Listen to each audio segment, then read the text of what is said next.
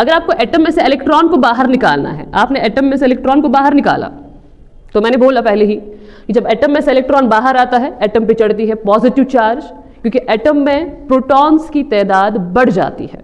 ठीक है, तो कितना इलेक्ट्रॉन मैंने बाहर निकाला? एक इलेक्ट्रॉन। मैंने एक इलेक्ट्रॉन को बाहर निकाला तो एटम पे चढ़ेगी एक पॉजिटिव चार्ज, एक पॉजिटिव। ठीक है, इसको हम ऐसे रिप्रेजेंट करेंगे, एटम में से इलेक्ट्रॉन बाहर निकला और एटम पे चढ़ी 1+ चार्ज। ठीक है, इसको हम बोलेंगे first ionization enthalpy, first IE1, first ionization enthalpy. It is that amount of energy which is required to remove the first electron from the atom. पहला इलेक्ट्रॉन जब आप एटम में से निकालेंगे तब आपको कितनी एनर्जी लगेगी, उसको आप बोलेंगे फर्स्ट आयनाइजेशन एंथैल्पी। ठीक है, अब इसी आयन में से ये आयन बन गया क्योंकि इस पे चढ़ी पॉजिटिव चार्ज। जब भी किसी पे पॉजिटिव चार्ज या नेगेटिव चार्ज होती है उसको आप आयन बोलते हैं। इस आयन में से आप दूसरा इलेक्ट्रॉन बाहर निकालेंगे, इसी एटम आयन में से आप दूसरा इलेक्ट्रॉन बाहर निकालेंगे।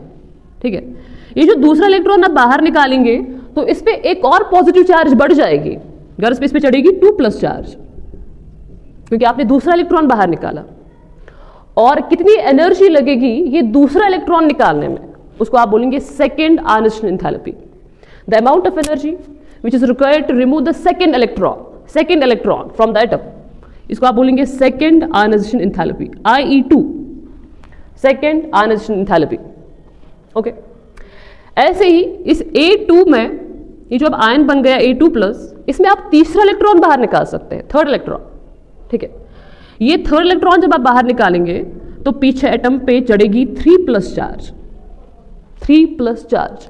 और कितनी एनर्जी लगेगी तीसरा इलेक्ट्रॉन निकालने में, उसको आप बोलेंगे IE3, that is third ionization enthalpy.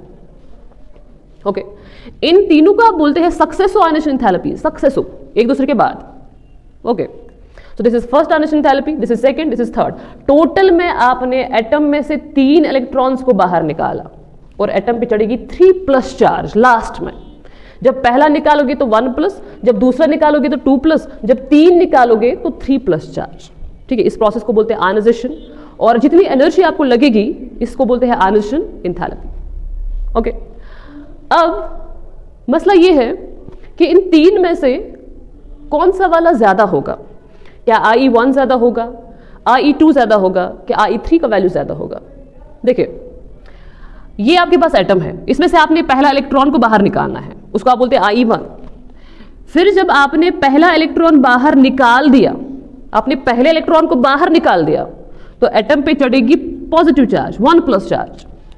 ठीक है, अब आपको इस पॉजिटिव चार्ज वाले आयन में से दूसरा इलेक्ट्रॉन बाहर निकालना है। आपको एटम में से इलेक्ट्रॉन बाहर नहीं निकालना है, आपको एक पॉजिटिव चार्ज आयन में से इलेक्ट्रॉन को बाहर निकालना है। ओके, अब इस पे ऑलरेडी पॉजिटिव चार्ज है, मतलब इसकी न्यूक्लियर चार्ज बढ़ चुकी है, इफेक्टिव न्यूक्लियर चार्ज हम आगे बात करेंगे। ओके, इसकी न्यूक्लियर चार्ज ऑलरेडी बढ़ चुकी है, इसमें प्रोटॉन्स ज्यादा हो चुके हैं, ऑलरेडी इस पे पॉजिटिव चार्ज चढ़ चुकी है, ये डेफिशिएंट हो गया है इलेक्ट्रॉन्स का। अब ये डेफिशिएंट हो गया, इसमें इलेक्ट्रॉन्स बहुत कम हो गए, प्रोटॉन्स की कंपैरिजन में नंबर ऑफ इलेक्ट्रॉन्स कम हो गए। ऑलरेडी इसमें कौन सी चार्ज चढ़ी है? Positive charge. अब यहां से इलेक्ट्रॉन दूसरा निकालना मुश्किल हो जाएगा, अब आपको ज्यादा एनर्जी देनी पड़ेगी दूसरा इलेक्ट्रॉन निकालने के लिए। गर्ज की जब आपको दूसरा इलेक्ट्रॉन एटम में से निकालना है तो एटम नहीं मानेगा दूसरा इलेक्ट्रॉन निकालना। ठीक है, तो दिस मीन्स IE2 का वैल्यू ज्यादा होगा एज कंपेयर टू IE1, क्योंकि पहला इलेक्ट्रॉन एटम में से निकालना है, दूसरा इलेक्ट्रॉन एक डेफिशिएंट आयन में से निकालना है जिसपे ऑलरेडी पॉजिटिव चार्ज चढ़ी है।